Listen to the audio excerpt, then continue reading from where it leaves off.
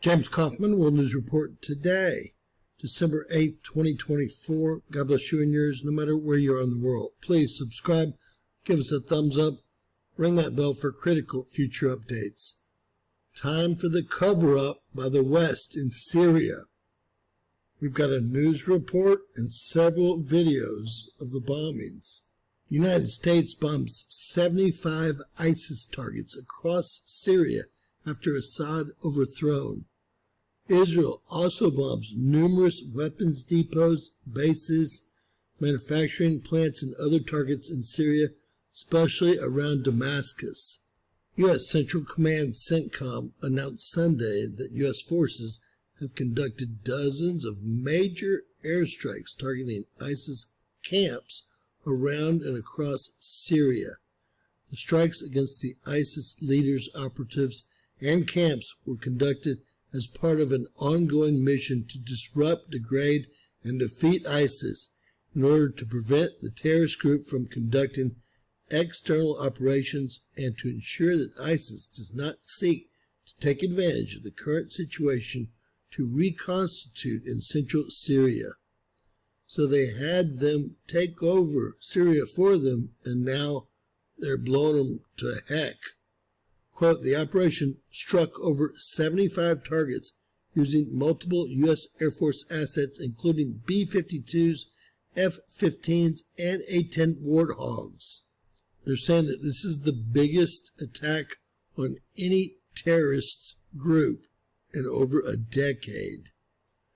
Battle damage assessment is underway, and there are no indications of any civilian casualties. CENTCOM continued. Given the use of B-52s in this operation, this was a very large-scale operation. It begs an important question. Washington chooses now to very belatedly go after ISIS? One wonders why they weren't targeted in the past, whether months ago or years ago. There hasn't been a U.S. operation of this scale going back at least a decade. One theory, perhaps now, it's mission accomplished with the Assad government overthrown and with Damascus in the hands of the HTS jihadists. ISIS is no longer needed to pressure Assad and Russian forces. The Pentagon is now much belatedly dealing with the terrorist group. Meanwhile, Israel's following suit and bombs numerous targets in Syria. Let's go to the tapes and the videos. This was dropped today, December 8th, and this is John Kerry. This is leaked audio published by WikiLeaks. Let's listen to what he has to say. Well, the problem is the West don't care about international law, and we do. And we don't have the basis, our lawyers tell us, unless we have the UN Security Council resolution, or unless we are under attack, or unless we are invited in. Russia was invited in by the legitimate regime, well, still legitimate, nominated, but by the regime. And so they were invited in, and we're not invited in. The only reason they're letting us fly is because we're going after us. We were going after us on those air defenses. We had to take out all the air defenses. And we don't have a legal justification, frankly, for doing that, unless we stretch it way beyond the law. And a lot of Americans don't believe that we should be fighting and sending young Americans over to die in another country. That's the problem. Now, this continues, but I won't play it all. You can see that this was back in September 2016, and their plan finally came together. Meanwhile, we all know the West was heavily involved, but so was Israel, and they've been bombing the heck out of Damascus all day long. Let's listen.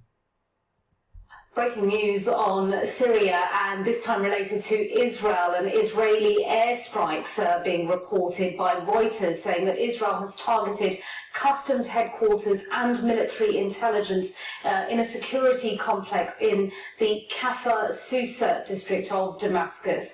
They're being described as from two regional security sources. So reports from two regional security sources speaking to Reuters news agency that Israel has targeted the customs headquarters and military intelligence in security complexes in Damascus. There's also reports of Israel bombing the main research centre in the Syrian capital. This report says that was long suspected of being used by Iran to develop long-range guided missiles. That, of course, Iran, a close ally of President Bashar al-Assad. So that's another bombing. And earlier we heard from the Syrian Observatory of Human Rights. They were reporting other Israeli airstrikes. They said that there had been Israeli airstrikes targeting the area of Al-Meza military airport in the capital, Damascus. And they say that Israel also targeted the vicinity of a village of Betima in the Jabal al-Sheikh area in the western countryside of Damascus. They say that violent explosions followed by a massive rise in smoke from the targeted sites. And they have no information about casualties right now, and they said that this is one of a number of strikes by Israel targeting Syrian territory in a matter of hours.